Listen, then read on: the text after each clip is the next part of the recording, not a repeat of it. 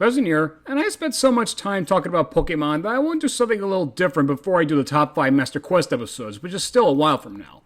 I want to talk about the time before SpongeBob took over Nickelodeon. A time when the network was full of possibilities. A time when Rugrats was the #1 Nicktoon on the network. And I want to discuss a question. Which is better, Seasons 4 through 6 or Season 7? What are the strengths, what are the weaknesses, and what are the identities of these seasons? These should be very interesting to compare, so I'm going to do a video comparing, contrasting, and analyzing Seasons 4 and 7 now that time has passed since I've talked about things other than Pokemon. Right now, here's my thesis. Seasons 4 through 6 were attempting to continue to match the magic found in the first 3 seasons with mostly success, while Season 7 was more experimental but still is Rugrats. So let's talk about Season 4. Season 4 was business as usual for the show. They went about producing episodes as if it was a natural continuation of Season 3, because, well, it was. Sure, Klasky-Csupo made another show between Seasons 3 and 4, and sure, one of the creators stepped down as showrunner, and the crew got shuffled around quite a bit. But that's no reason to not change a formula that works. And many of the stories really do feel like they would fit right at home in Season 3. Some episodes like the Hanukkah special were even rumored to be episode ideas they had back during those early seasons that got put on the back burner. And adding to that, there's a large amount of episodes that had stories that were very similar to those in the first 3 seasons. Put all that together, you have a season that feels like classic Rugrats, so it's no wonder why some people like Zach Wolf put that season as well as 5 and 6 as part of the classic era. Now let's break all that down. In terms of business as usual, it is very much worth noting that although a handful of Season 3 episodes aired in 1994 and 1995, Season 3's production stopped in 1993 to work on, real monsters. And Season 4 began production in late 1995. So it might not look like it going by the air dates, but the show did have a few-year gap in between production. And unfortunately, whenever there is a gap like that, there's always the possibility that the exact pieces that were in place to make the first 65 episodes just might not all be there anymore. But Season 4 is basically Rugrats continuing on as if nothing had changed. But change had happened, the big one being with the crew. Of course, everybody knows about Paul Germain stepping down and Arlene, Klasky, and Klasky-Csupo stepping up as basically the most important positions on the show change hands since they too co-created Rugrats, and not just Paul Germain. But more importantly than that even is that most writers, notable writers like Peter Gaffney, Jonathan Greenberg, Rachel Lippman, Michael Ferris, Steve Vixton, Joanne Slabert, and Doria Biddle all left after Season 3. And Norton Virgin, Tony Vian, and Ray Muskies only worked on 1, 2, and 1 episode in Season 4, respectively. In fact, there really weren't that many returning writers at all. For the most part, it was just Klasky-Csupo, and director Jim Duffy, with people like Rick B. Gentle, who worked on the show as one of the assistant directors, and John Holmquist, one of the main character designers, both becoming directors in Season 4.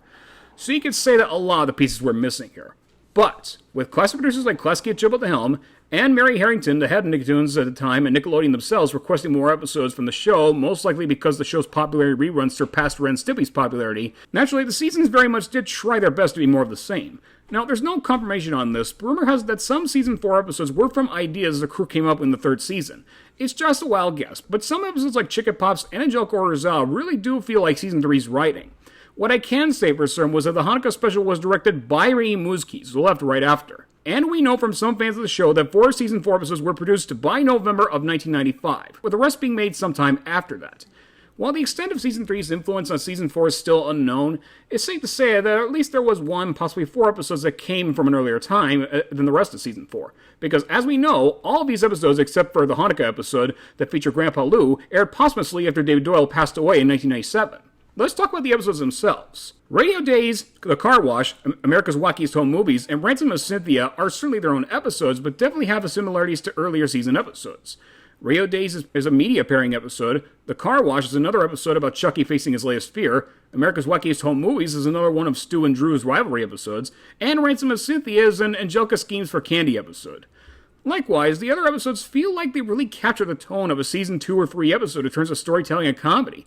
A Rugrats Vacation, The Mattress, Sun in the Clouds, and Angelica Orders Out are some of these episodes. Basically, when you look at Seasons 4 through 6, it's a bunch of episodes that succeed in doing their own thing while still feeling like the old seasons, and the only changes that were made, aside from Tommy and Chucky's voices improving, were pretty much of the colors of the episode. Pretty much the magic was still there all throughout, with Season 4 trying to be Season 3. There weren't any episodes that weren't like Rugrats. I think they were very consistent with what we've seen in the first 3 seasons, at least in terms of tone and storytelling, in my opinion. Sure, episodes after Season 4 were somewhat experimental, like the hour-long episode Runaway Reptar.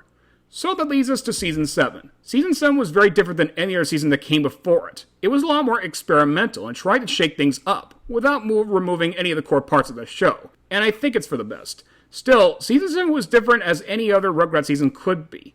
Unlike seasons 4 and 5, many of the season 7 writers for the most part did stick around from season 6.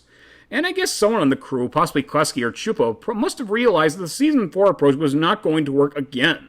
Season 6 got worse as it went on, and basically, it's easy enough to imitate Rugrats for 3 seasons and have mostly a lot of great stories, but if you try to do that for 4, 5, or 6 seasons long without even changing it up a bit, all the magic would probably be gone very fast. So they stopped playing it safe with season 7. And if you don't believe me, take a look at the episodes. They completely redid the opening intro. It has an hour-long episode about the cast being tweens. It had a Kwanzaa episode of all things, and Reptar was partially dropped. The show started to be digitally inked. Some stories are just way out there. And of course, the show made most of the episodes be a 3-segment format with 2 regular-length episodes and a short in between. Breaking all that down, let's talk about the Kwanzaa episode. In the first 6 seasons, we had holiday specials for Halloween, Christmas, Passover, Hanukkah, and Valentine's Day. But we never had a whole episode, let alone a special, be dedicated to Susie's family and showcase what they celebrate after Christmas. It's not just like, here's Susie's version of Christmas, it's a story that actually matters, and it's one of the very few examples of world building for the show outside the first season, which makes it a very different episode and very enjoyable. And since this took place after Rugrats at Paris, on a similar note, the show expanded on Tommy and Chucky's family a bit. In addition to Aunt Miriam reappearing, we get to see Lulu, who is Grandpa Lou's new wife, and we get to see Kira as a full-time mother for Chucky, and Kimmy, a cute but brave sister. And in Fitzgerald, we get to see Chucky's grandparents again. These weren't as major as the Kwanzaa episode, but it serves to flesh out Chucky's character and the world a little bit more. Next up, and this is a small thing, but starting with this episode, the episodes changed from traditional cell animation to digital ink and paint. Yeah, it's not a huge change, but it is a change nonetheless. And you know, Season 7 was not the first time that to use digital ink. Runaway Reptar actually was the first one to do so, meaning that a lot of Season 6 was done that way. But it was an important step in Rugrats changing. Now let's talk about the episodes. So many of them, including Angelicon, Wash Dry Story, Adventure Squad, Day Scare, and Falling Stars, to name a few, feel so different from the first 6 seasons, and mostly in a good way. Stories got weirder, sillier, and even more fun to satire, with the exception of All Grown Up. This worked out great. You never know what you're going to get when you're watching Season 7, especially with Falling Stars when they parodied Star Wars. Oh boy, were those episodes spectacular. Oh, and let's not forget the Season 7 shorts. Many of them feature experimental gimmicks like putting Spike at the forefront of an episode, which was not very often in the previous seasons, doing an episode that parodies Edgar Allan Poe, and having 2 episodes where Tommy shows Dill around the house. And just like how Season 4 was not 100% business as usual, and did have a few episodes that felt very experimental, like the vacation episode, Season 7 did have a few episodes that feel like they were trying too hard to be like the classic seasons. I'm looking at you, Cat Got Your Tongue. And lastly, and the biggest and only major shift in the Rugrats formula was Season 7's adjustment so that most of the episodes were 2 episodes and 1 short in between. Of course, shorts have been done before with Tommy and the Great White Thing, and of course the last 2 seasons after 7 would have more or less episodes than your average Rugrats season, but aside from that, this is the only time the show really truly changed its format, and this was mostly for the regular episodes, not the 22-minute stories. But it was still a major change, and the shorts were mixed. Some of them were good, and some of them were weak. But I do think that overall, they were a good addition to the show, and it gave the writers a chance to do something very different with it. So let's get back to the question at hand. Which is better, Season 4 or Season 7? Would I rather have the show keep trying to be like classic Rugrats, even if it means it got more colorful, or would I rather have the show change and try new things, even if it means redoing the opening? Well, the thing is, I do have a major respect for these 4 seasons. Season 4 through 6 were for trying to keep things on track, and Season 7 realizing the glory days are gone, and that the only way they're going to survive is to try new things. In a way, these 4 seasons needed each other. If it's one thing these seasons have in common is keeping the viewers intact. But not all the time, you know? While I still prefer the best episodes of Season 7 to Season 4, Season 4 also has some pretty high highs. In other words, they're just as good as Season 7's best episodes. But in conclusion, I do think that Season 4 is the better season, at least when looking at individual episodes. But as my mom says, comparing these seasons is like comparing apples and oranges. But in my opinion, I have a great spot for Season 7's Falling Stars. Now, what do you think? Do you prefer Seasons 4 through 6 or Season 7 and why?